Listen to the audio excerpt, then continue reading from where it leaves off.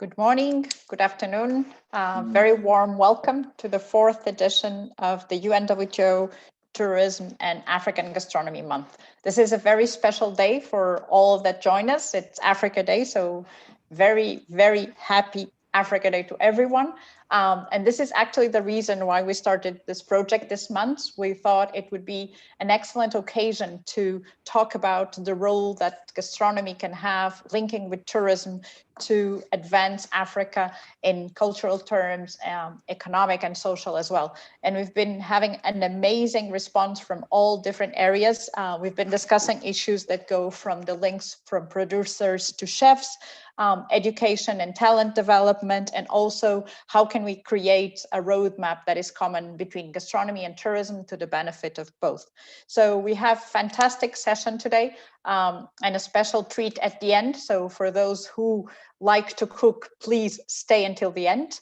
You will learn a lot today, but more than anything else, I think we're going to learn with the passion and the amazing projects that all participants that are with us today have developed. And I'm sure that together, as I was just sharing before we started the session, we can multiply and echo the importance that gastronomy tourism can have in the development of tourism in Africa, which is one of our main pillars. Without any further ado, I'd like to invite my colleague, the Regional Director for Africa at UNWTO, Elsia Grancourt, to address you and welcome you today. Elsia, the floor is yours.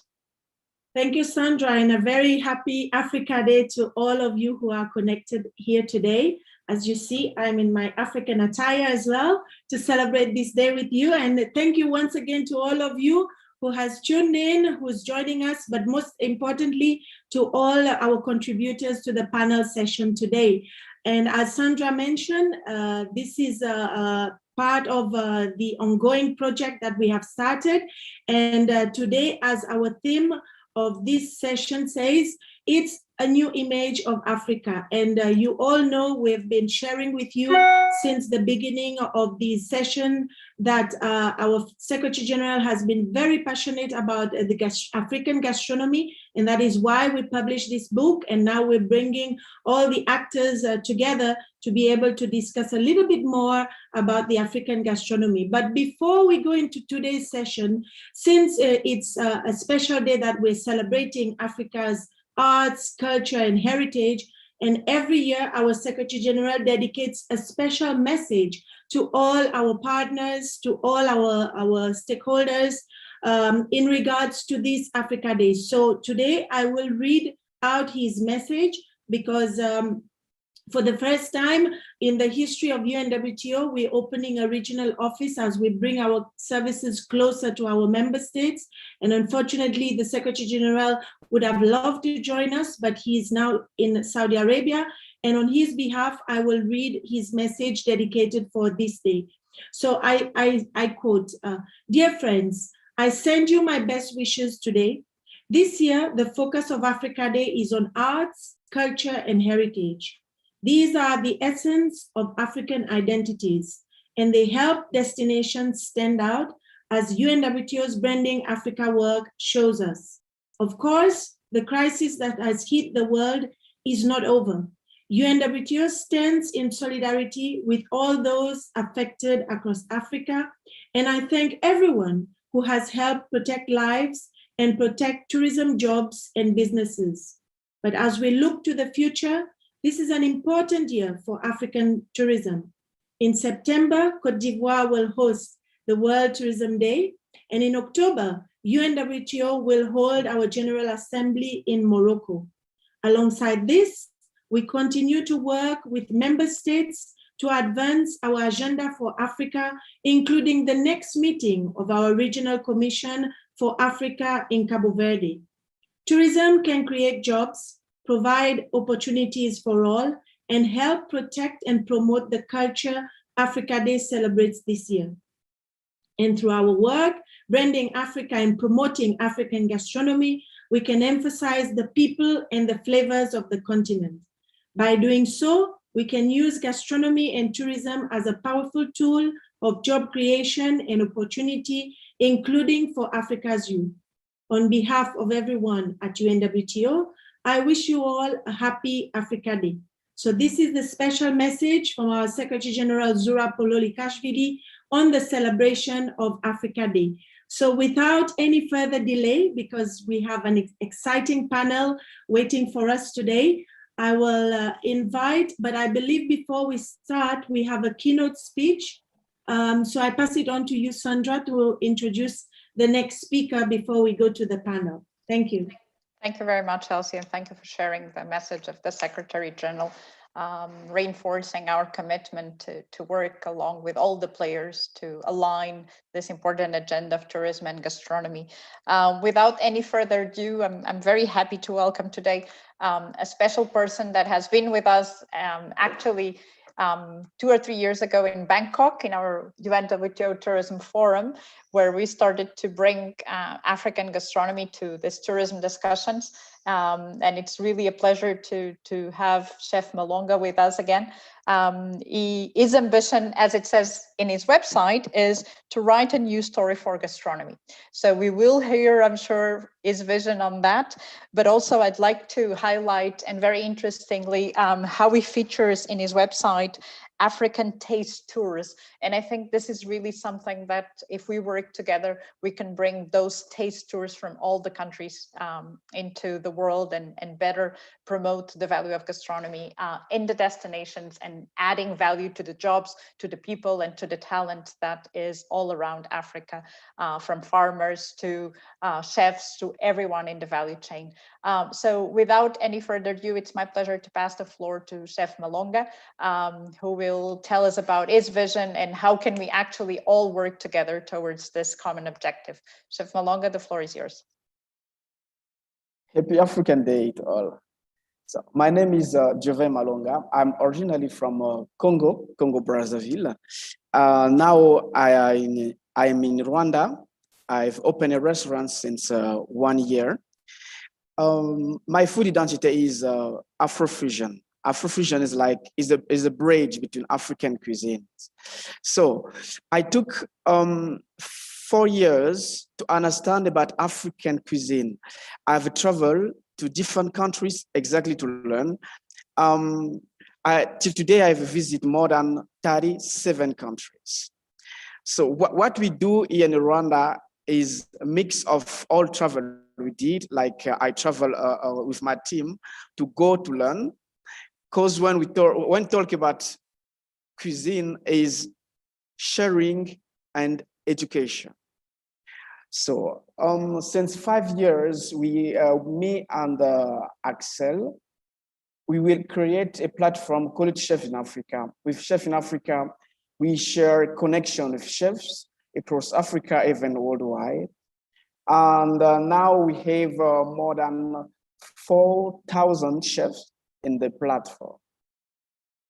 So my vision of African, like Africa today, I have something to offer. I've traveled in different countries out of Africa, and most of question I get is like, what exactly people eat in Africa? And I think this is time to share the food culture, to share our recipe, and to share the richest ingredients we have in Africa. Thank you so much. Thank you very much, Chef Malonga. Maybe you can tell us a little bit more about Chefs in Africa, because I think that's definitely one of the more interesting initiatives in bringing the chefs together. And how do you see the work of Chefs in Africa in relation to tourism? So Chef in Africa is a platform we connect chefs between Africa and worldwide. What we do exactly, firstly, is to share information. Because firstly, one about tourism is when people travel, firstly, what they ask is about what we eat. That's why for us, it's very important to share information about the recipe we have and about transmission and recipe and some ingredients. Then other things like more we do is like to train a young chef, like the future chef for tomorrow. We collaborate with many schools in Africa or outside of Africa to send the chefs to go to learn. Here in Rwanda, what we start, we have our headquarters in Rwanda, and we've opened a cooking school and a restaurant. Until now, we train more than 20 chefs, young chefs, that will be, I think, in 2 years, we give them like the certificate for training with Chefs Africa again in Rwanda. Thank you, Chef Milonga. Definitely one of the issues that has come over and over in this discussions is the educational component. Just before I pass the floor to Yasmin to take us through this fantastic panel we have with us, I'd like to leave you with one last question. If you could ask something to the tourism authorities overall in Africa to advance the links between gastronomy and tourism, what would that be? Or what would be your suggestion to bring more of African gastronomy to the tourism and to the visitors? So the very important is like, for me, when I travel in different countries, when I'm in city, it's not easy to find the very originally African cuisine. Most of them, what I suggest or I advise people to go in the village. In the village, you can get the most of the amazing African cuisine. And today, unfortunately, like in hotels, most of people serve like European food. And this is the problem we have in this moment. But I think with the new generations, like Chef Coco and Chef Alex, now we are changing the game. So that's amazing. Thank you, Chef Malong. I think that's a very clear message there. We need more of African gastronomy in the hotel chains in Africa. And it was very interesting to see Chef Alex and Chef Coco going like, yes, yes, yes, with their heads in the screens. So I think definitely we have one of the important points in our roadmap is that. And the second point also, how do we bring the value of the villages to the tourism so people can go into the village and discover that amazing gastronomy. So with that said, Chef Malonga, very, very thank you to join us today. I do hope to see you soon. We will have a dedicated African session in the UNWTO Global Tourism Gastronomy Forum again this year. We're going to head to Belgium in Bruges in November, and I do hope to see you all there. We're going to bring African gastronomy and tourism discussion into a wider audience, and hopefully we'll all be together physically there as well. So with that said, Chef Malonga, all the best in your new endeavor in Rwanda as well. And with that said, Yasmin, the floor is yours to take us through the amazing panelists we have today with us. Thank you very much, Sandra. Hello, everyone. Good morning. My name is Yasmin Fofana. Happy Africa Day. I'm really honored and glad to be here today. So I am from Côte d'Ivoire. I am a food and travel enthusiast, and I've been evolving in the food, travel, and tourism space for about 9 years now, with a focus on gastronomy tourism. And I would like to start this session by presenting the highly respected and talented speaker that we have here today. First of all, we will have Dr. Carlos Santos, who is the Minister of Tourism and Transport of Cabo Verde. He will join us shortly. We'll also have Mr. Kwanki Donkor, who is the CEO of Africa Tourism Partner, Mr. Peter Muchemi, who is the CEO and founder of Journey's Food. And we have two chefs, my favorite people in the world, Chef Coco Reynolds and Chef Alex Oke. And without further ado, let me start my little introduction. So when it comes to African narratives, we have had many, our continent has had many labels throughout the years, from hopeless to rising.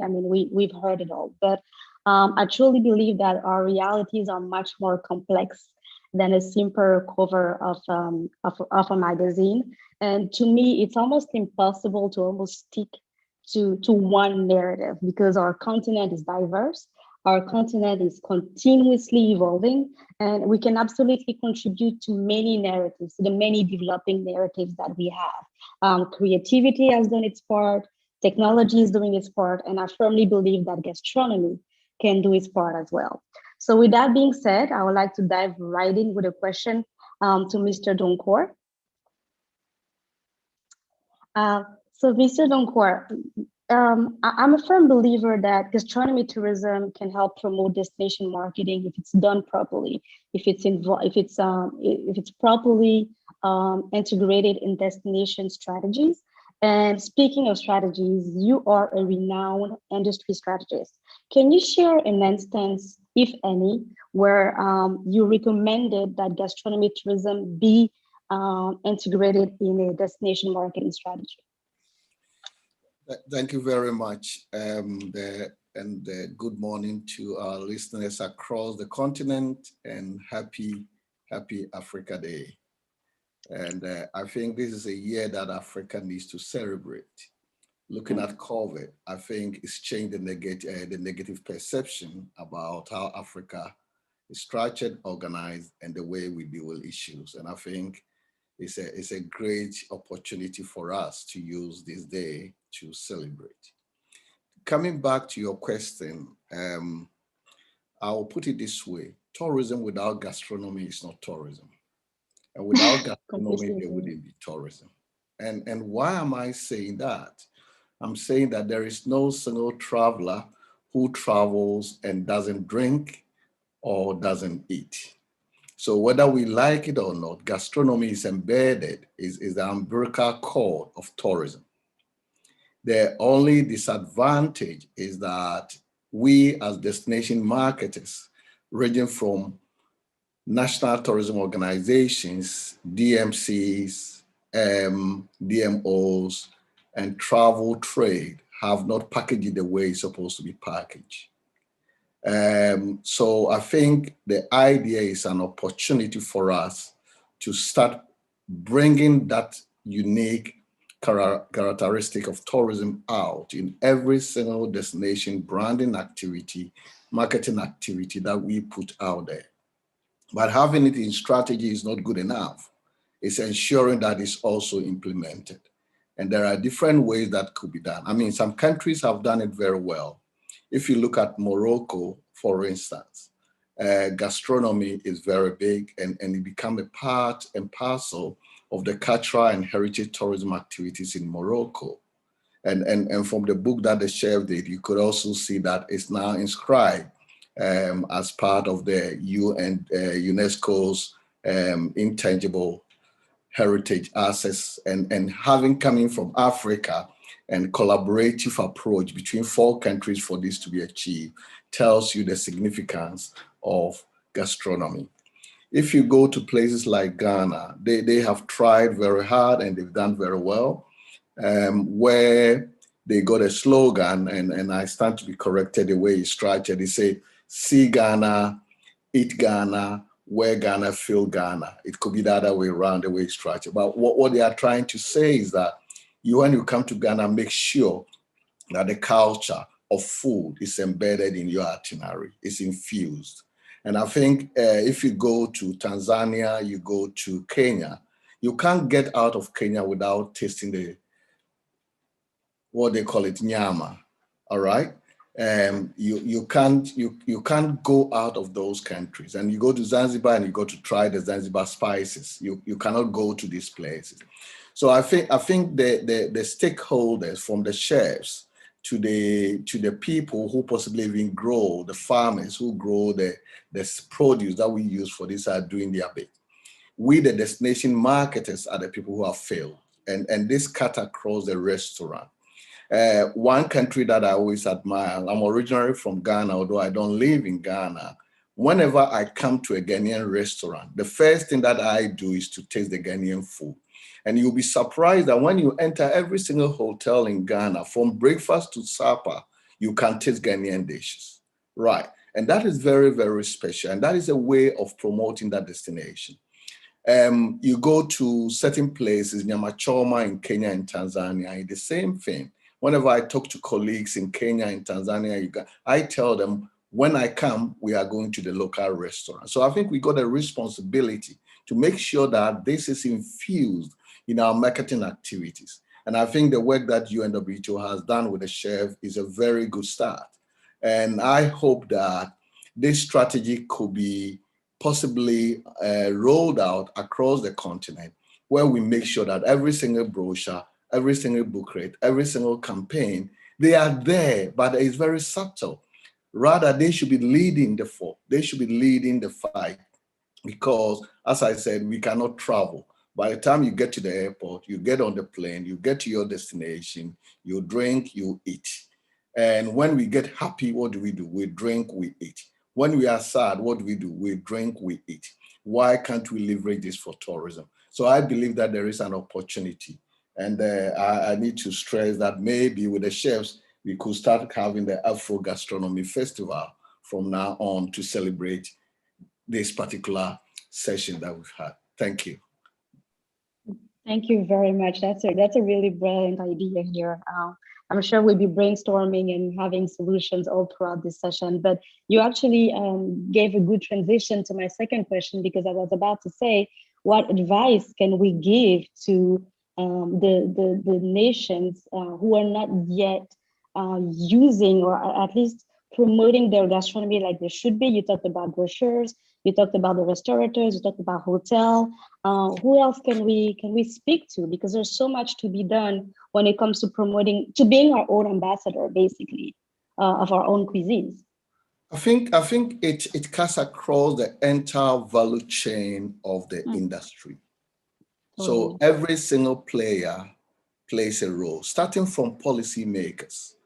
Simply because if you look at the gastronomy in Africa, all over the world, these are basically handled by mostly small players, from the lady selling food or the gentleman food on the street to the restaurant with the chef behind and the person serving.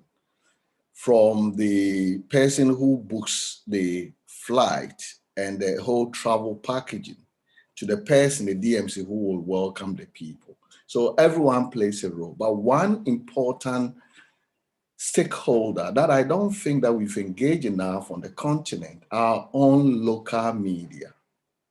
Because whether we like it or not, whenever we want to spread the word, we need the media, from traditional media, print, to modern media, the digital platform that we have.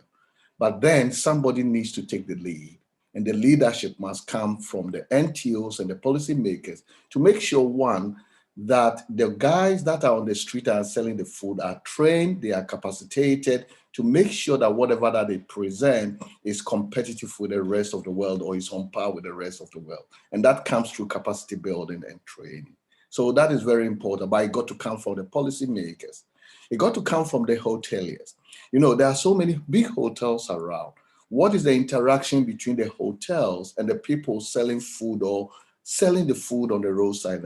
There could be some level of collaboration through training. These people could also be contributing to what the hotels are putting on the table. When you enter the hotel, how many hotels do you enter in Africa and you are welcomed by the drink that comes from that particular country? Normally, it's the usual orange juices and stuff that we have. And if you come to South Africa, every hotel that you get, you are welcomed by South African wine, which is part of the gastronomy, putting the country forward. The rest of Africa could be doing that, but we need the media to work with us to make sure that we put our best foot forward, showcasing the best in Africa. And my worry, it's nice to share the sensational news and everything that is there, but with our positives. And let's leverage the positive in gastronomy through the media and partnership that we could establish to do. And it's not necessarily the guys in the industry. There are guys who are outside the industry, like alcoholic beverages. They are not in tourism, but indirectly they are. So if you come to Ghana, they got Casa Preco, they got a couple of things. You come to South Africa, they got the SAB, that's a lot of things. I mean, every single country has got its own. So with the partners that we have across the countries, plus the media, I believe that we'll be able to push this very agenda. Thank you. Thank you so much. That was so valuable what you said. I will definitely come back to you with further questions.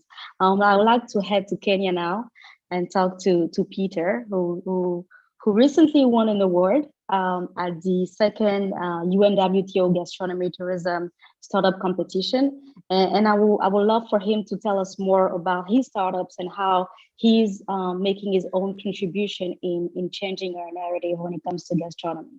Peter. Hi, thank you, Yasmin, and You're everyone watching. Happy African Day. My name is Peter Mushemi. I'm the CEO of Jirani's Food. Jirani's Food is a gastronomy startup based in Nairobi, Kenya. What we actually do is we connect locals, offering local food experiences to travelers coming to various destinations in Africa. So that means if you're going to Tanzania, if you're going to Uganda, locals in that country will be able to list whatever cuisines they have from their local background. And in turn, if you are visiting that destination, you will be able to search and go through all types of cuisines that are listed in that platform. And then in turn, you will be able to book and make an order. So one of the things we want to do is promote experiences, because right now you can get food from any restaurant, you can get to the streets, but we want, when travelers go to various destinations, they have that local connection with the locals. They have that experience. For example, like Donko has mentioned, when you come to Kenya, you know, when you go to a restaurant and have ugari choma, for example, we want you to be able to connect with, you know, the way that food is, you know, cooked, the reason why they are cooking with the process they are using, so that you can have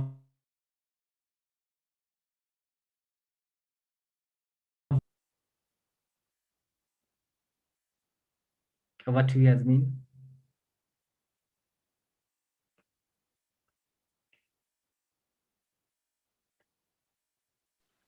Sorry. So you mentioned local experiences, which is very important, I believe it. Can you share what has been the impact of, you know, your work in the startup? I mean, your work at your startup with on the local communities where Jirani's Food has operated.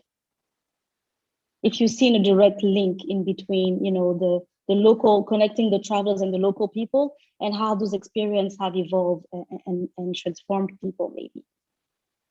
All right, so maybe it's important to mention that my background is not in culinary arts and culinary sciences. Actually a software engineer by profession. So before I came to gastronomy tourism, I knew very little about gastronomy tourism, you know. So I was a lover of home cooked food, but I didn't know that you can actually make a lot of money. You can create impact using the gastronomy tourism. So it's after doing research, after visiting a foreign country, neighboring country, then doing research, can use my knowledge, my technology background to create technology that can enable the industry. It is through that I have come to learn a lot. And one of the impacts we've had so far is very many locals. In fact, if you ask even the learned people out here, even in the cities, they know very little of gastronomy tourism and the impact it can have on the economy at large. For example, in Kenya alone, we focus more on wildlife tourism, but we ignore the gastronomy tourism and the impact it can have on the economy. In fact, according to African Development Bank, African gastronomy industry will be worth more than $1 trillion by the year 2030 or year 2027. So you can see that impact. So that website has really created a lot of impact in terms of enlightening people on how they can use the food that you are cooking, the food they are eating every day, to create a business out of that. Another thing is we've helped locals to showcase their cooking skills. Some of these guys could be students, could be even our mothers at home, it could be our colleagues. Naturally, they have very exciting cooking skills. So how do you showcase them? So when you visit our website, you are able to post the food you are cooking every day, and at the end of the day, that is something that can promote your skills. And something else we are also looking at is the economy aspect of the platform. We started the year 2020, but because of COVID, we've not been able to reach our targets in terms of creating economic impact, because one of our vision is to help locals earn money through the platform. But because of the restrictions that have been there because of COVID-19, that has not happened. But we are doing what we're calling business restructuring, so that in the meantime, before the economy bounces back, we can at least engage the locals and train them how they can take advantage of the platform and engage domestic tourism, because right now, everyone is thinking about domestic tourism.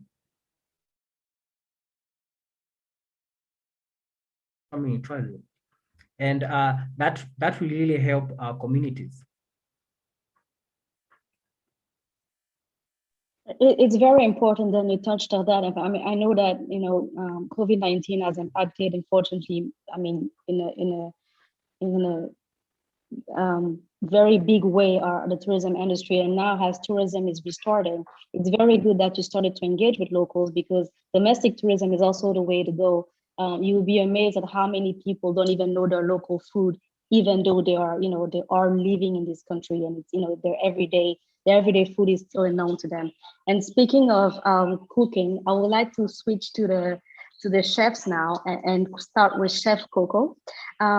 For someone who has had the opportunity to travel and work around the world on various continents, do you think that there's been a growing appreciation of our cuisines, African cuisine generally speaking, and why is that? Thank you very much, and happy Africa Day to everybody. It's a very, very broad question, if I can put it that way. But my belief is we shouldn't be traveling to a place and not taste the local cuisine. I have so far visited most of African country. I have only 9 left on my list out of the 54. Every time I go somewhere, it's a decision. I make a decision of, there is no way that I will go eat pasta in Nairobi, okay, or eat a pizza or a foie gras in Côte d'Ivoire, okay. I have to eat only local. Until us as Africans, okay, we make that crucial decision, okay, to start learning about the cuisine of our neighboring countries or our other countries, okay, nobody else will do it for us.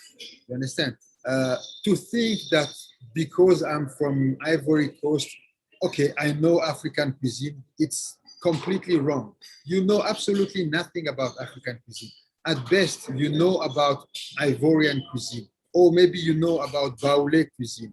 You understand? So to think that African gastronomy is like one big, it's also almost like thinking Africa is one person. We are 44 souls, okay, but who have one same goal, if I can put it that way. Okay? Our main agenda, if I can say, in this platform should be to really make sure that we push our local cuisine everywhere we are, okay? And by doing so, we will help other people understand our African gastronomy. How do you want me to convince a Japanese person that the food in Ethiopia is great if me, myself, I don't eat Ethiopian food? You understand? It doesn't make sense. And all that, as Dr. Kwake was saying, Mr. Donko was saying, it have to be part of the travel. I make sure by the connection that I did, I created a connection with South African Airways where I was serving African food in all their regional destinations, almost like an introduction to the food.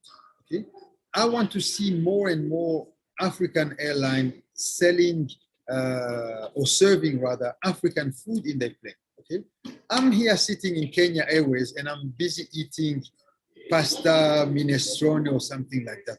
What message do I give? You understand? I'm in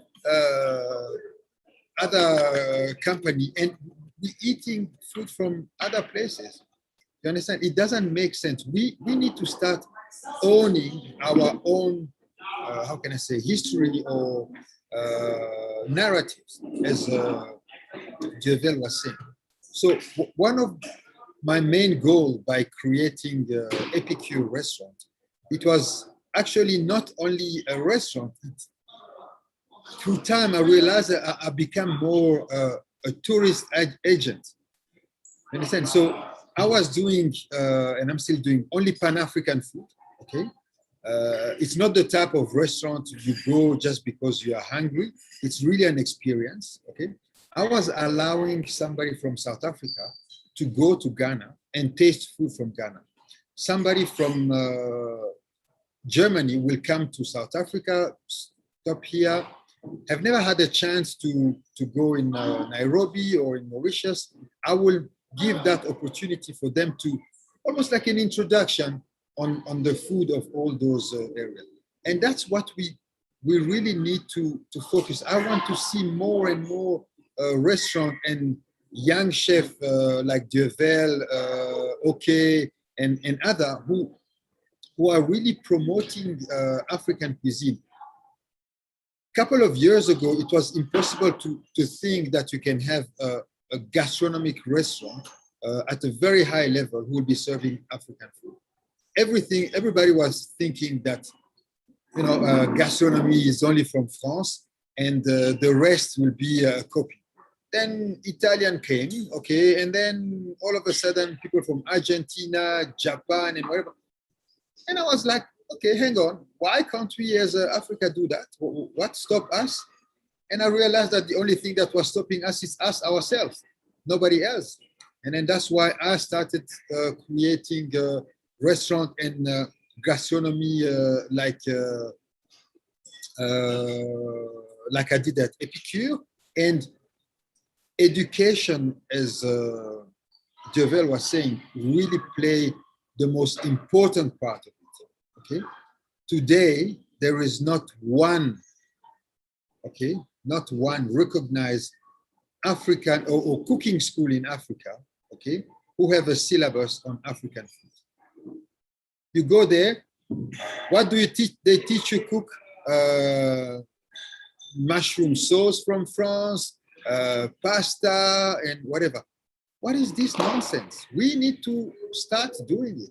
Okay, and I'm really happy. I had a discussion with Dievel in Kigali where he told me about his goal of having a cooking school about that. I was like, man, this is so happy. At least I'm gonna die and this thing will have happened. I want to see this thing while I'm still alive, okay? When Dievel mentioned earlier that he wants to see new generational chef like me, I think he made a mistake. I'm the one who's happy to see young generations like him and Alex, you know, putting African food forward.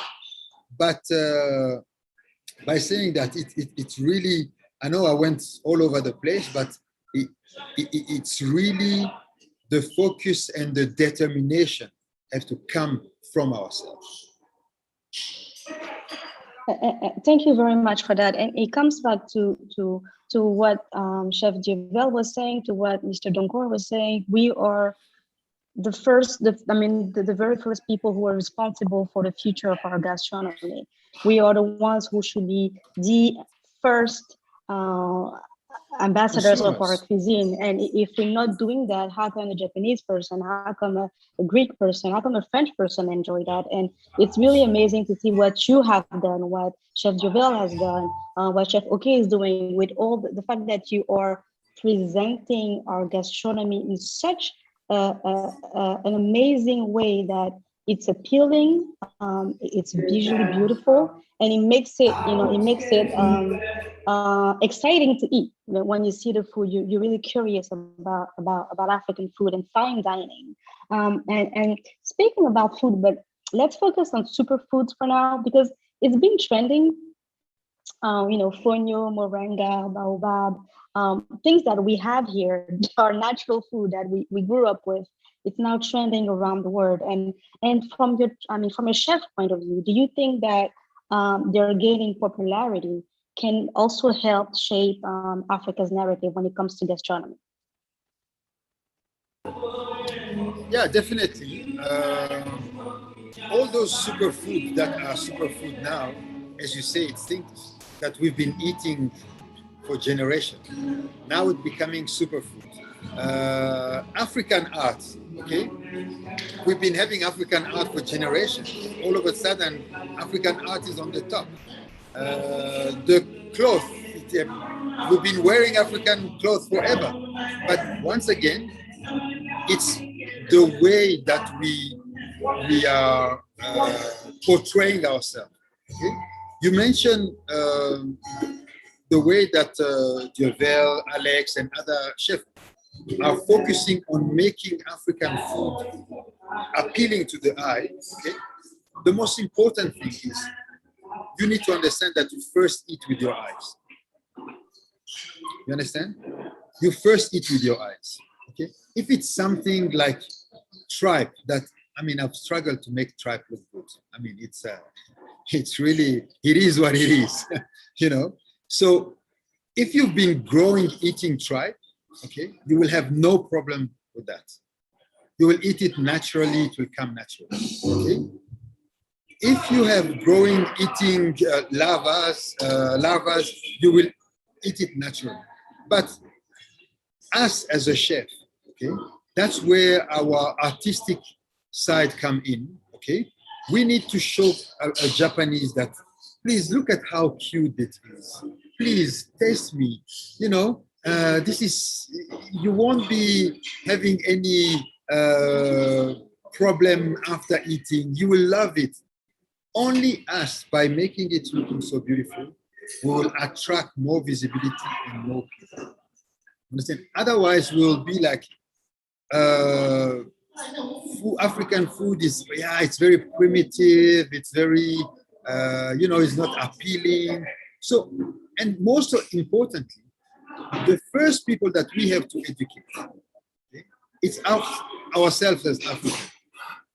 Understand? If I go to, let's take like your country, and I serve acheke with take even like a tuna with garba sauce. You understand? It's nothing. It's not appealing. If you don't know it, you will not really be attracted. But if you make it look nicely, okay, even somebody from Ghana or from Ethiopia will be like, wow, this is beautiful. What is it? I'm attracted. Let me start eating.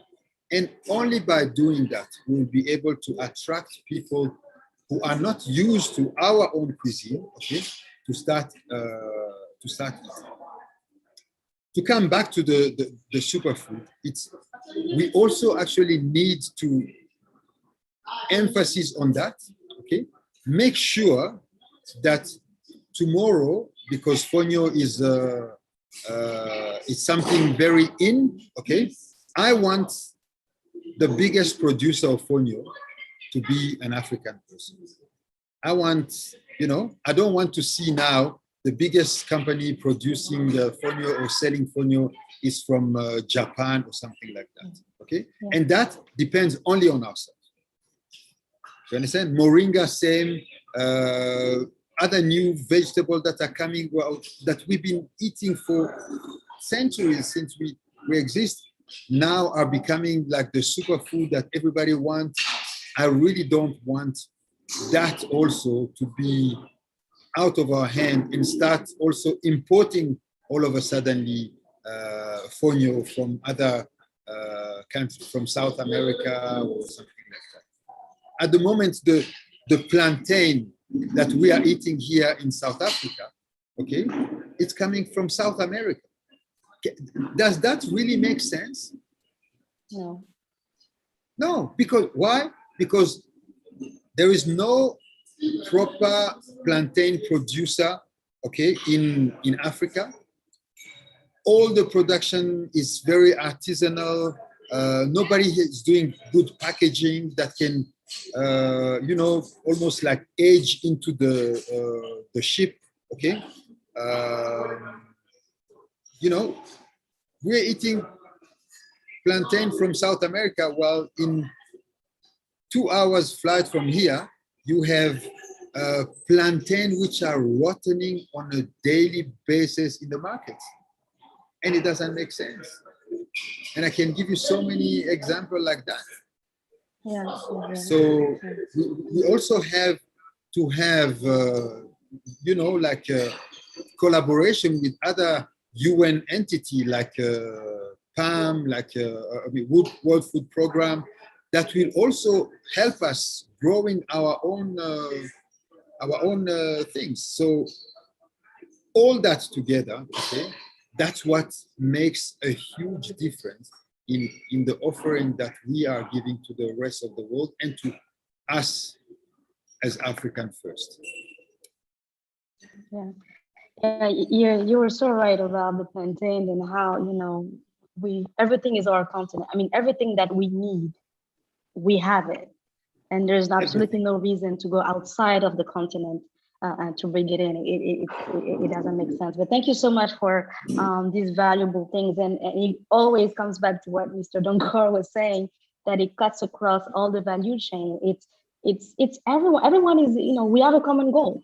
We are all working for the same thing, but everybody has to do their part to, you know, to make that goal, to make that reality happen. So thank you very much for your contribution. I'll come back to you with further questions. I would like to switch and head now to Nigeria, to Chef Okay. And aside from being a talented pastry chef, you also like to host dinners, I've heard, to engage in conversation with other chefs in Nigeria around African food and African gastronomy. And I'm really curious to know that what has been some of the key takeaways as far as how to package our cuisine, how to package ourselves as culinary destinations. Great, thanks. Thank you, Yasmin. And I want to say a happy Africa Day to everyone, and thanks to all the participants as well. Fantastic question. I think across the board from all our interactions, there are a few key points that we can all take away. We must remember that it's one thing to focus on marketing and advertising, and it's another thing to build the necessary infrastructure, that is necessary to become a food destination.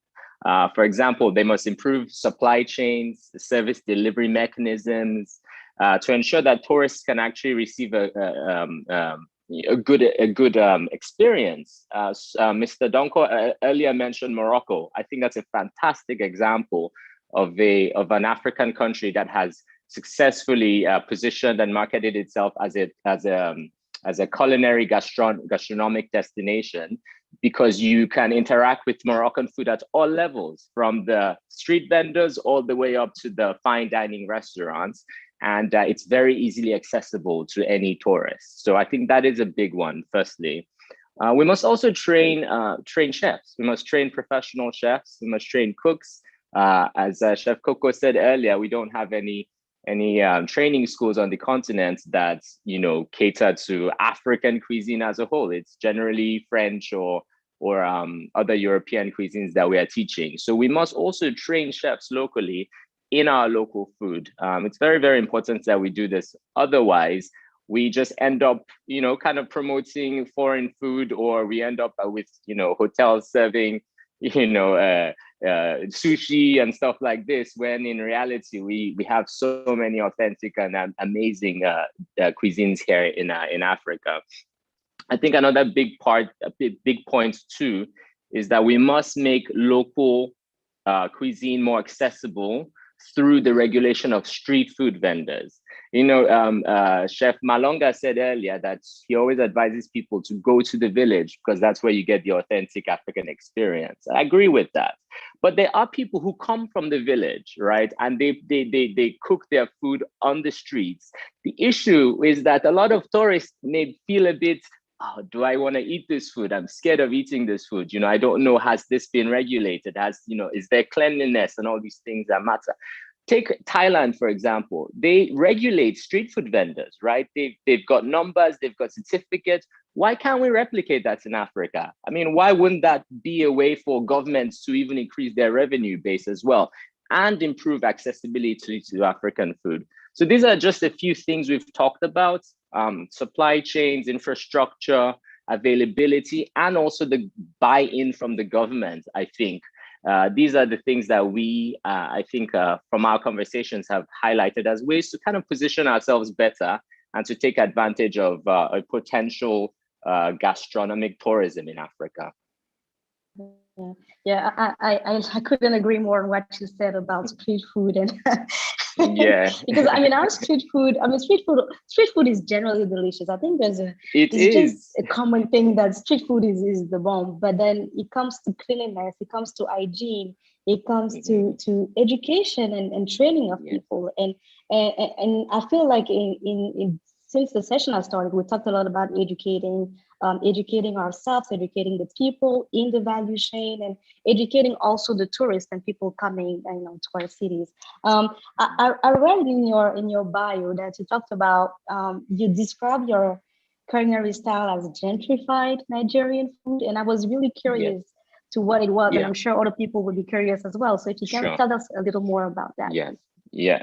So that's an interesting. Actually, earlier in my career, I did describe what I did or what I was attempting to do as gentrified Nigerian food. Now, this was me as a young chef, having trained in Canada and come to Nigeria and trying to fuse my knowledge of Western techniques and local and African or Nigerian ingredients into something that was visually appealing and maybe a bit more refined, a bit more accessible, approachable to people who hadn't had an introduction to African food. So that's what I termed gentrified Nigerian food. However, since then, I would like to think that my philosophy has also evolved. Rather than a gentrification, I think what is going on in African cuisine right now is a renaissance, right? So, and I think a renaissance means we are looking back to what we had rather than trying to marry or fuse different types of cooking.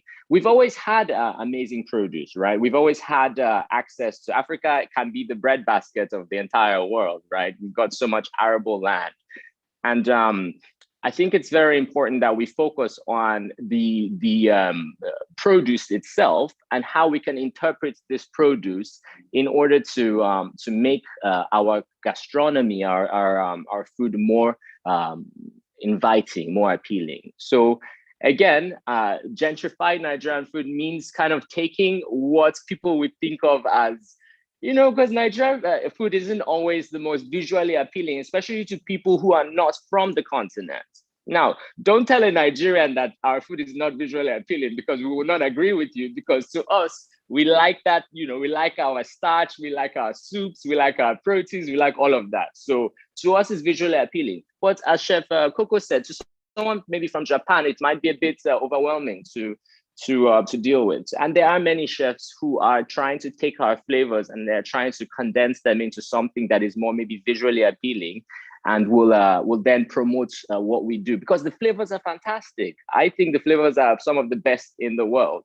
We just need to get to a point where everybody from all cultures feel the same way about African food as we do. Yeah, and I just had a question popped up in my head, and that may be for you and also Chef Coco. But we've talked about making it visually appealing. But what about the the loss of authenticity, if any? Because I know that, we try to make it modern and visually appealing and sexy, if I can say that, but are we not losing anything along the way? And you can both answer. I see Chef Coco have going right. Yes. Like I have. Thank you very much. Thank you. So when I create a dish, let's say I go to Sudan, I see a dish, I come back, I create, I learn about it, the story about it, how it's cooked, etc., etc. I come in my restaurant.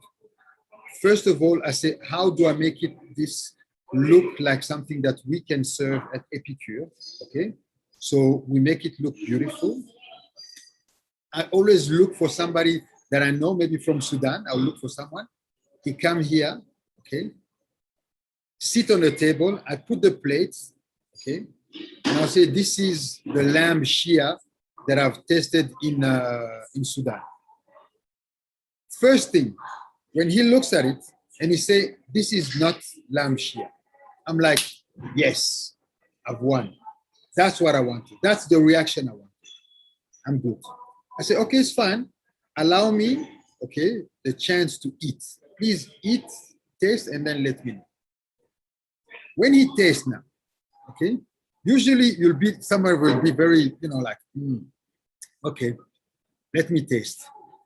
And when I see by him tasting a little smile coming up, he's like, yeah, okay, it really tastes like lamb shia.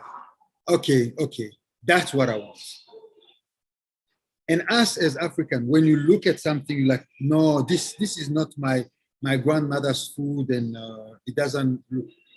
Say, yes, exactly. I'm not your grandmother. I don't want to cook like your grandmother. You understand? I want to do modern African food. African have to be also modern. You understand? As long as you taste it, okay, and you tell me this tastes exactly like my grandmother, then I did not, how can I say, I did not change the philosophy of your grandmother or your grandfather, but the taste, that's what I want. The authenticity is not lost. You do not lose authenticity, okay, by by changing the look of it. You understand? I'm almost going to take a very how can I say, bad example. You understand? You cannot tell a woman, okay, that she lost her soul by putting on makeup. You understand? Or a man have lost his soul by trying to be, well dressed or something like that.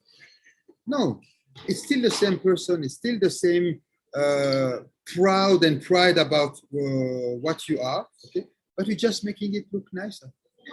That's it. That's what I want to say. Thank you. Thank you very much. Chef, okay, would you like to contribute to that maybe? Right, and I completely agree with what Chef Coco has said.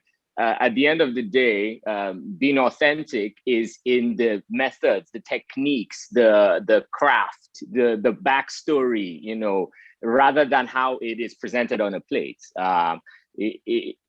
You can be authentic and also evolve, right? Yeah. At the end of the day, you are not losing the sense of the identity of the food. At the end of the day, in Nigeria, amala will always be amala, gari will always be gari, soups will always be soups. But how do you interpret them and how do you display them? I think it's just a sign of evolution. And as Chef Coco said, we don't want to be presenting the things that our grandparents were presenting. That was fantastic at that time, but we need to propel African gastronomy into the 21st century. And I think the only way to do that is to make it more visually appealing. Yeah. And we just have, since we're talking about cooking and we have the chefs going on right now, we have a question from one of our attendees who says, how do you feel about non-Africans cooking and serving African food in their restaurant? Is it cultural appropriation, or are they helping increase the exposure of African food? And you can, both can go. You can start, Chef, okay? I mean, Did you hear the bit, question? I heard the question, and it's a bit of both. I mean, we have talented African chefs who are Michelin star in French cuisine. There is no problem, okay? As long as, I will say, as Africa, we have that confidence that we can get there. We can be of that level, you understand? I see absolutely no problem. And I like sometimes when I travel, when I do, how can I say, cooking shows or cooking experience in non-African countries, I like to sit with the chef and I will ask him, please do for me a plate which you think is a representation of any African dish. Understand? Just to tell me, how do you see Africa in a plate? Can you show me that in a plate? I like that exercise, and I don't think it's appropriation, okay? As long as it's replicate to the right, to the core. What I hate, and I use hate because I can't find a stronger word, okay? It's when people trying to do what is called fusion, okay? Sometimes you have people who try to do African fusion, not an expert like Javel is, who, you understand? They're trying so hard that, and I always say, the problem with fusion, it's most of the time, fusion, most of the time, it leads to confusion. You understand? So you have something in a plate, you're like, okay, what is this? What was your message in this plate? Where do you want to take me? You try to put something with gari and add in some wasabi, and I'm like, what is this nonsense? As they say in Nigeria, what is this nonsense? You understand? It does not make sense. I mean, keep Nigerian food Nigeria, but by saying that you guys Nigerian must be low on the chili. Last time I ate a pepper soup, I had to go to the hospital to repair my tongue. So that's also not right. So you understand, on a joke note, but it's really, I don't have a problem if somebody else cooking our food, as long as they stay on it. Thank you so much, Chef. Okay, would you like to contribute to that, maybe? Just yeah, absolutely. I think I'm even going to take it a step further, and I'm going to say, rather than appropriation, we should be proud of this. We should be proud that people of different cultures want to cook African food. There's absolutely nothing wrong with that. It all boils down to authenticity. There are several African or West African inspired restaurants I know in London, for example, who don't have African chefs and who make fantastic, food that I would say is very representative of West African cuisine. I'm not gonna, tell this guy, don't cook this food because you're not Nigerian. I think that's, we're past that point, and we should not be encouraging these sorts of discussions. I think, of course, we should always give preference, and we should always try to push Africans forward, because historically we have been disenfranchised. But that's not to say that there cannot be an exchange of ideas, an exchange of knowledge, and who's to say that that person who's not African can now become a big ambassador for African gastronomy? Why do we defeat the purpose? We have a goal in sight. I think anything that can get us to that goal with authenticity, obviously, should be encouraged. Definitely. Yeah, thank you so much. And I would like to ask Mr. Donkor if he's still here, and also Peter, because we talked a lot to the chefs. And Mr. Donkor, what are some of the, let's say, success stories that you may know, or may have contributed to, of what has already been done? You talked about Morocco at the beginning, and you touched a little bit on Ghana, but what are other success stories that we can share today? Because today is a day of celebration, and it'll be nice to hear those stories and see how we can leverage and build on that for the future. Thank you very much, Yasmin. I think there are a couple of them, north to south, east to west. And let's take the South African story. And it's one of the best success stories that we could look at across the globe, not only in Africa. Everyone loves South African wine, don't we? If you do drink wine. And why? Because they made an effort to take it out to the marketplace. And it's something that has been built up as an industry, from the vineyards to the restaurant and on the planes. South Africa never served any other wine on South African Airways other than South African wine. And that is a very big success story. It competes favorably with wine from the south of France, wine from all over South America, any places. And I will tell you, I don't drink any other wine apart from South African wine. It doesn't matter what it is. Right. So that is a very, very good success story. If you come to South Africa again, domestically, because I heard one of the chefs talking about domestic tourism. How do we blend this into domestic tourism? There is something that we call chisenyama, which is similar to chuma. What is it? I always keep forgetting. The Kenyan and Ethiopian one, the Kenyan and you got Tanzania one. Nyama choma. Nyama choma. Yeah, nyama choma. Yeah, and South Africa, chisenyama is a very big thing. Over the weekends, you go to those places, you will not even find parking.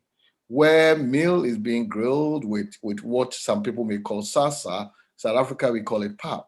And you'll find it everywhere. So domestically and internationally, South Africa has managed to put cuisine, culinary, gastronomy on the map that both domestic and internationally you can enjoy.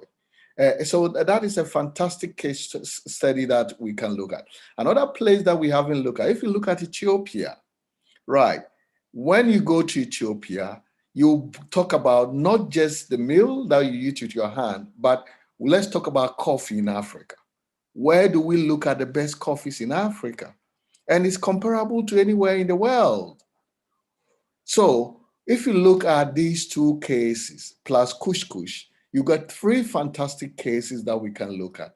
And to West Africa, the Jollof Challenge, I don't know, we know, I'm told it came from Sierra Leone and the Ghanaians took it and now Nigerians say that it's Nigeria is best.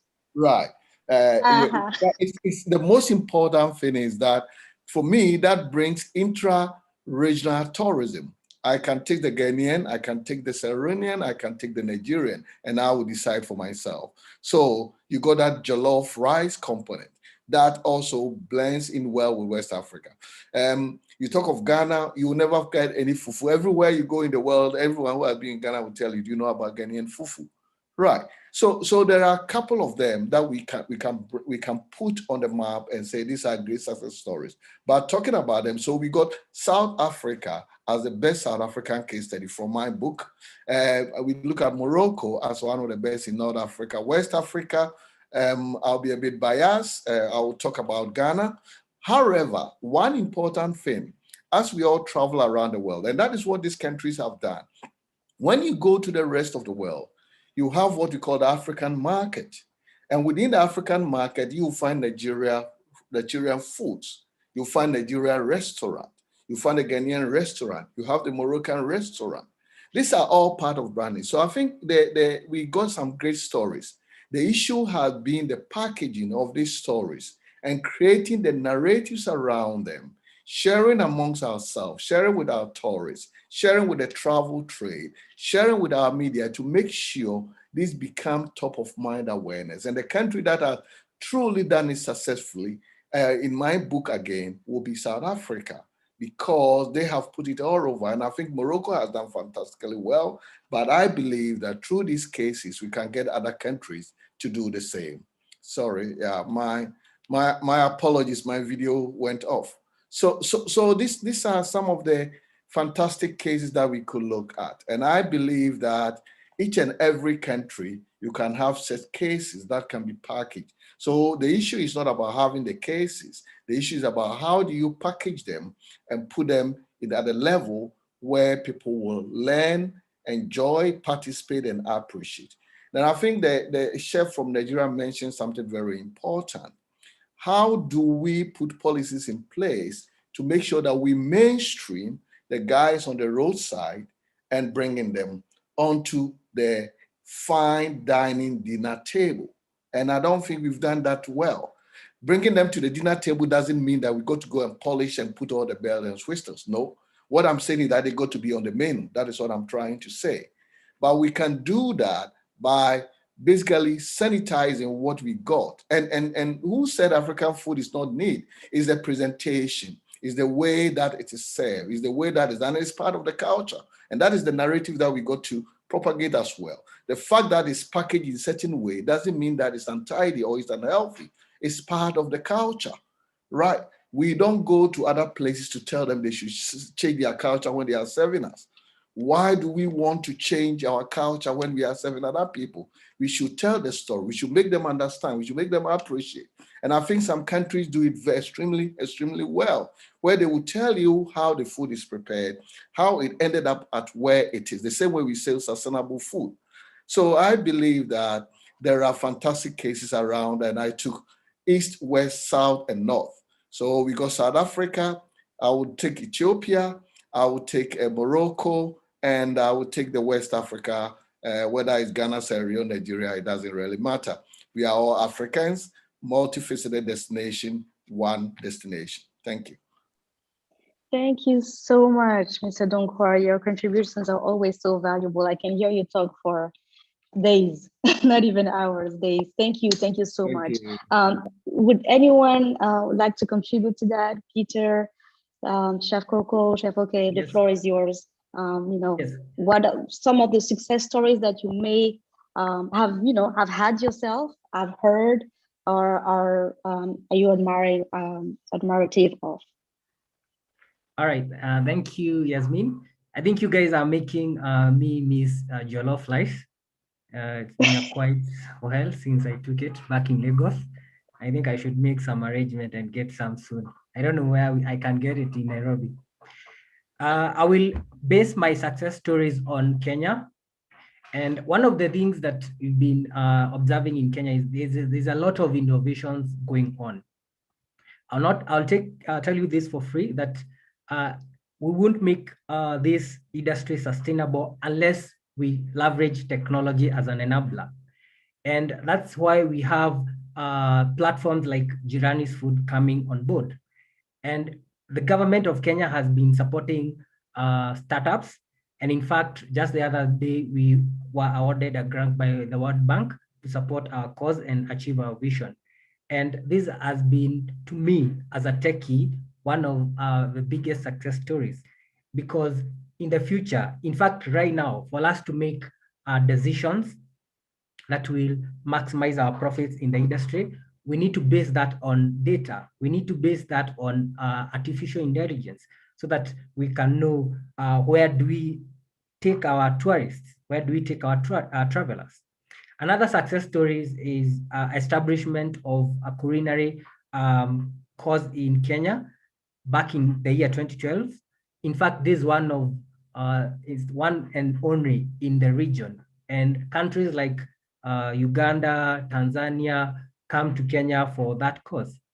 It's very important for us to have skills and build manpower so that we can train our communities, so that we can better serve our offerings in terms of our tourist offering. Kenyan government has also been fostering and promoting festivals.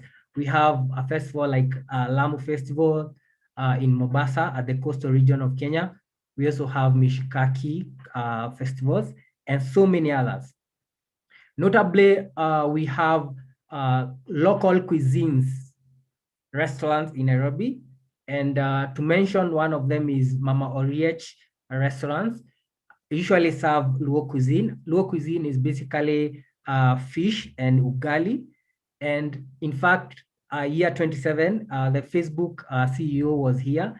And if you Google, you see him enjoying that cuisine. And actually that put us on the world map in terms of the cuisines we are offering. And I think the government has done a lot in terms of championing, culinary and gastronomy tourism. Yasmin. Well, thank you so much. Anyone would like to share a success story, maybe? Chef Coco, Chef Okay.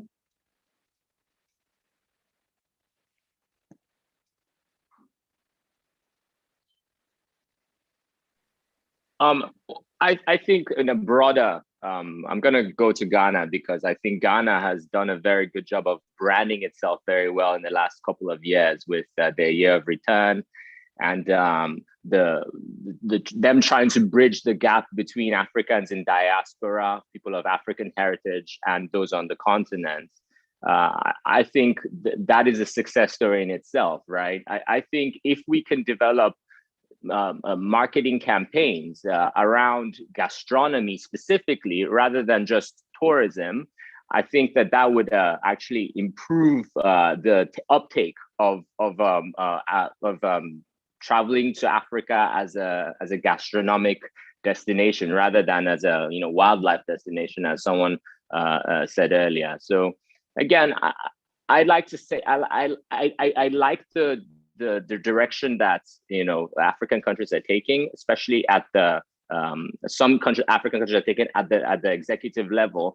But it's also very, very necessary to point out the shortcomings of a variety of African countries when it comes to putting themselves on the map and really trying to develop gastronomy as a reason for tourism to said countries. So we all need to take these as success stories and learn from them.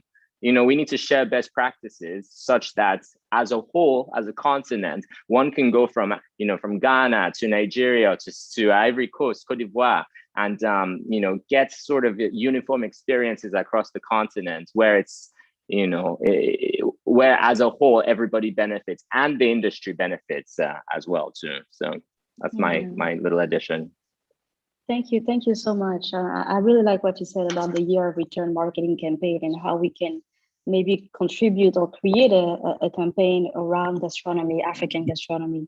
And speaking of higher executive and maybe officials working of African nation, we are just now joined by His Excellency Dr. Carlos Santos, who is the Minister of Transport and Tourism of Cabo Verde. Thank you so much. We are aware of your busy schedule. Thank you for gracing us with your presence. And I would like to dive right in with a question for you about maybe what was the role of, what role has gastronomy played in enriching the tourism offer in Cabo Verde? Thank you. Good morning for the panelists. Good morning for all in this meeting. And dear Regional Director for AFRI, Mr. Hassel, dear panelists, dear moderator, Mr. Yasmin Fofana, dear participant in this round table. First of all, thank you, Director the LCM, for this invitation. I am glad to be here and to participate in this round table on building a new narrative for Africa through its flavors to promote African gastronomy and its chefs during this month of day, which would also coincide with the Africa Day celebration. Also, let me thank you, Mr. Secretary General, for this message on this special celebration of African Day, a day that we all should dedicate to celebrate our history, our legacy, our development challenge, our culture, and of course, our gastronomy. Special greetings from the Cape Verde Islands in this West Coast to all the Africans and those who are living in and love our continent, a wonderful and beautiful continent. I believe you have going through a wonderful session today, and during the past session, some of the has certainly been participating. You have gone through a lot of African cuisine and food, and most likely you will continue on during the upcoming session before the end of May. I would like to congratulate Mr. Secretary General and all of you that has been working hard to put this initiative including publication a tour of African gastronomy as one of key priorities of the UNWTO agenda for Africa, tourism for inclusive growth, advocating brand Africa. Ladies and gentlemen, tourism destination is something more than a conglomerate of natural, cultural, or artistic resource, because it also has to reflect the experience that the traveler seeks. Based on this, the destination should consider the importance of gastronomy as a tool that contributes to a unique experience. Satisfaction that the tourist has with the local food depend on the cultural heritage of the cuisine and the ingredients used being fresh and healthy. Therefore, gastronomy may be on the primary or secondary motivation an essential aspect of the traveler's satisfaction, bringing together the concept of motivation, experience, and satisfaction. In fact, gastronomy is about much more than food, taste, flavors, and recipes. It reflects the culture, heritage, tradition, and our good sense of community, of a nation and different people. It is a way of promoting understanding among different cultures and of bringing people and tradition closer and together. Believe me, so-called gastronomy tourism is also emerging an important, in case of Cape Verde, protector of cultural heritage, and the sector helps create opportunity. And we see this in Cape Verde all the days, including jobs, most notably in rural destination. We should continue on this path to explore how to increase the potential of Africa gastronomy at regional and global level trying. For example, to add our traditional and typical dish and beverage to list of the unique and intangible cultural heritage of humanity. This is our sense, and we want to maintain this. So, Mr. Director and panelists and moderator, ladies and gentlemen, in Cape Verde we have different foods and dishes for the different islands, and there is always a cultural reason beyond that related to way of living, working, and treating peoples in a particular island. When we start to pay more attention to our cultural tourism, including gastronomy, we discovered tourists looking for the special wine and coffee from the Fogo Island, the name of one of our island in Cape Verde, goat cheese from Mayo, it's another island, sugarcane, grog, it's a typical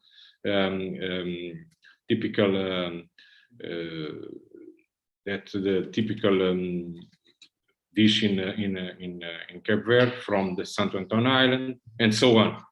We are working hard to put in place our tourism operation plan that will specially treat this market niche of cultural tourism the way of it should be. Let me take this opportunity to let you know that you should take every chance to visit Cape Verde Island while planning your next trip to enjoy our lovely beach, sun and sands, but also to profit of our nature, unique of island, but above all to enjoy our people, our culture, of music, local tradition. And I can announce that this year we have the first meeting of chefs in Cape Verde in August. Looking for to personally welcome and meeting some of you in the 64 Regional Commission for Africa in September 2 to 4. Unfortunately, I will not be able to stay with you through this session, because we have called an important minister meeting in few minutes. In any case, I wish a good working session. Enjoy it and stay safe. Thank you. Thank you very much, Your Excellency, for your presence and your speech. We learned a lot about Cabo Verde, the different dishes from the different islands, and we are looking forward. I believe I'm speaking for all of us who haven't been yet to Cabo Verde to visit your beautiful, beautiful country. Thank you again. Thank you. Thank you.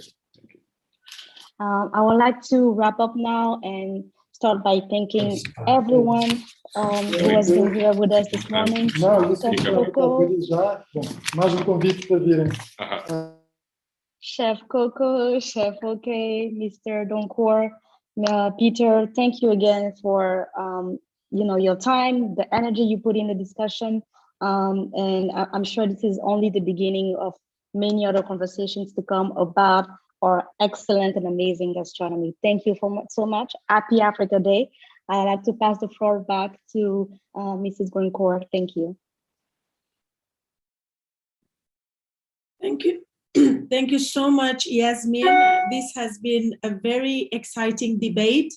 And we've learned a lot, as you've said, not only from His Excellency Minister of Cabo Verde, and definitely, as he said, the next meeting will be in Cabo Verde. So we invite all of you to go and taste all the local dishes he talked about.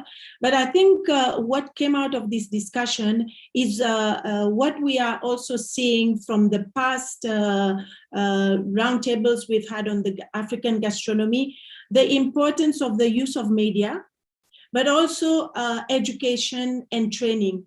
These two things comes across very strongly in our discussions because yes, Mr. Doncor made reference to that as he was trying to bring together also the points that the other chefs made in this discussion about us owning the narrative, owning and putting forward what we have. If we are not putting our stories out there, if we are not promoting our own gastronomy, who better to do it than ourselves? And I think this is why we said at the very beginning, it forms part of a bigger project that UNWTO has embarked on.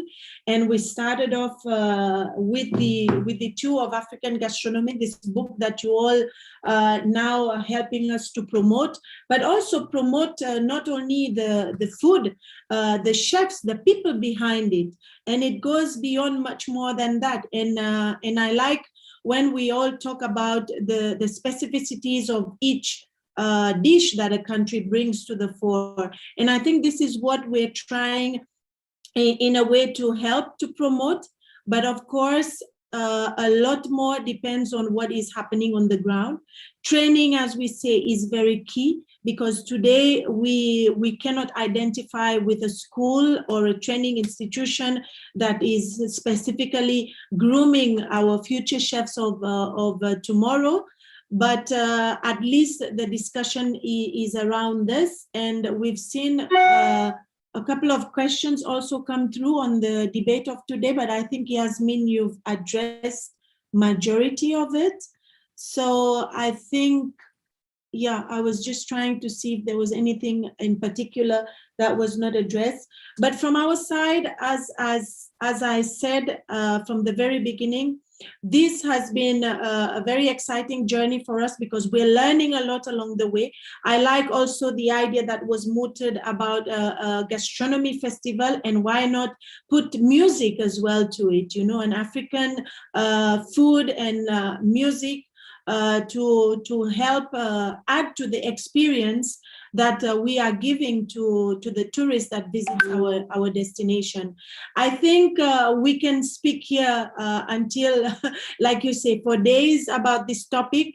The good thing is we continue to ask you to support us in bringing this topic to the fore.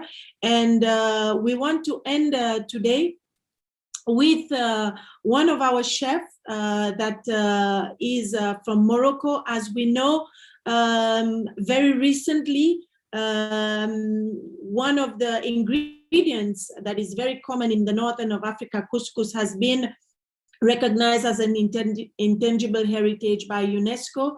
So we will finish off with a video from Chef Eladi teaching us how to make use of this ingredient. But I wanted, first of all, to thank all our panelists today, our moderator, Yasmin. You've been able to really get good points coming out of our panelists. It's been an exciting discussion. So I want to thank each and every one of you personally for taking time to join us. This is not the end of this series. We will have another one at the end of May. And then, of course, as Sandra mentioned earlier, we will have a bigger conference around gastronomy, and where we will be continuously featuring Africa as well. So I think we can stop here. And again, I want to sincerely thank everyone. But just before we leave, on a good note, wishing you all a happy Africa Day. We leave you with a dish that you could possibly try at home, and that's been beautifully presented to us by Chef Eladi. So if we can have the video from Chef Eladi, please.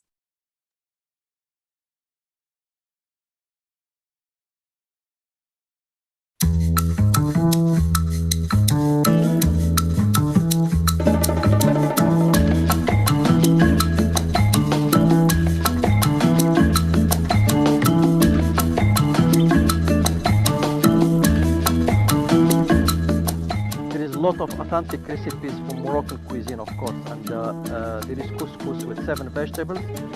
It's the ultimate comfort food to enjoy with family and friends. Of course, we cook it with lamb, beef, or chicken. It's stewed with assorted veggie. Then we serve it with the top amount of light, fluffy steamed couscous and a richer broth seasoned with some spices.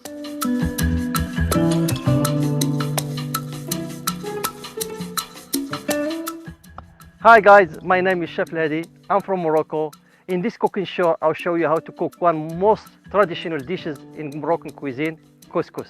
For this dish, we need some onion, tomato, courgette, some carrot, and some broad beans, cabbage, and some pre-soaked chickpea, some pumpkin, and some parsnips. Of course, the herbs and spices that we need: salt, black pepper, some cumin, some curcumin, and of course chicken. And in Morocco we use some meat, different sometimes 2 times, and of course in seaside they use some fish. You can use lamb, beef, anything you like. But today, this cooking show, I'm going to show you the way we're going to cook this dish. Almost of us they think is different and is hard to cook, but all what we need: some patience, of course, some patience, and some love for this dish. We're going to put some olive oil, of course. Take some pieces of chicken.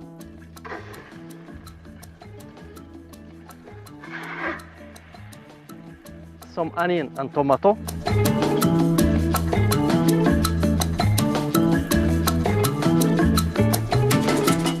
We stir this chicken with onion.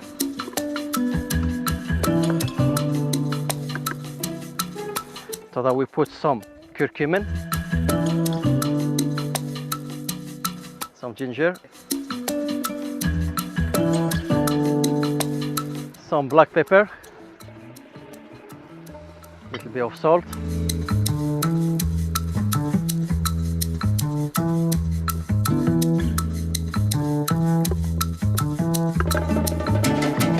some water for sauce.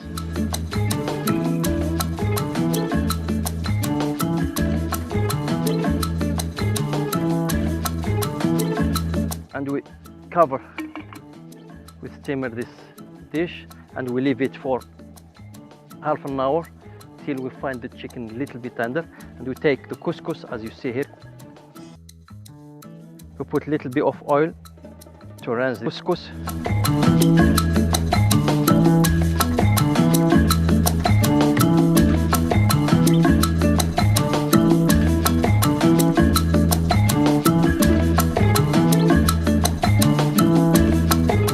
Have to steam it for 2-3 times till be ready to cook. So like this.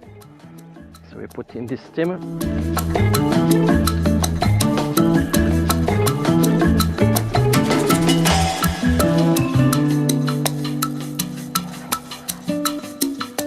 So for the first steam we use a little bit of oil, and second steam we use some salted water.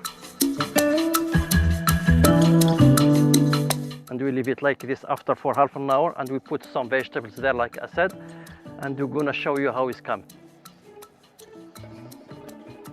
And we have to put some salted water.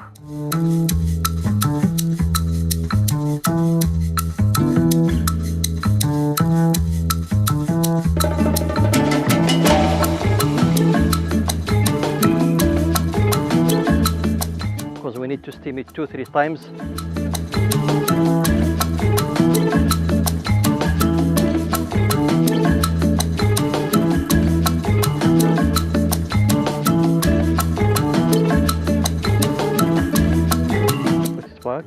In the steamer.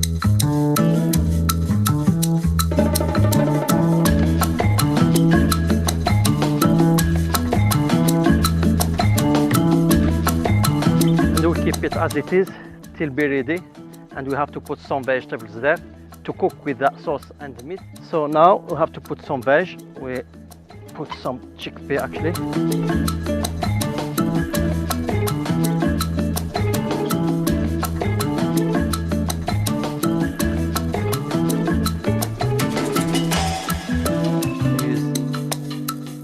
Veg.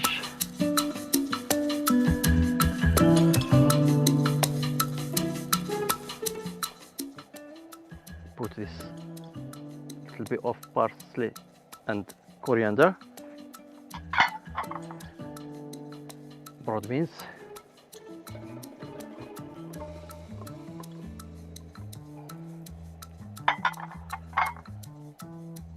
parsnips, and pumpkins, of course. So put back the couscous to steam again for the third time.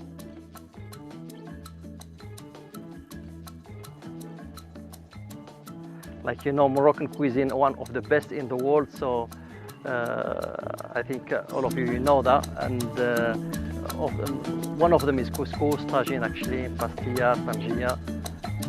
So like we left the cabbage for last 10-15 minutes to be cooked because it's easy to cook.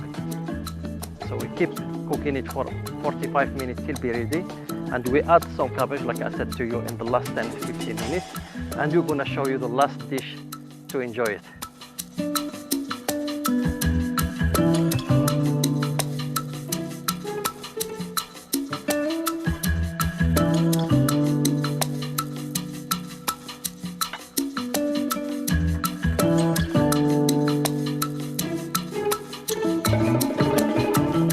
The third steam, of course, we rinse the couscous with some butter and we fluff it as well, and we put it in this dish, and after that we put chicken and around it with some vegetable that I've been cooking with, and we pour the sauce, of course, on the top, and we give it to you like we said in Morocco, b'sahha wa raha, and marhaba in Morocco. You are more than welcome anytime.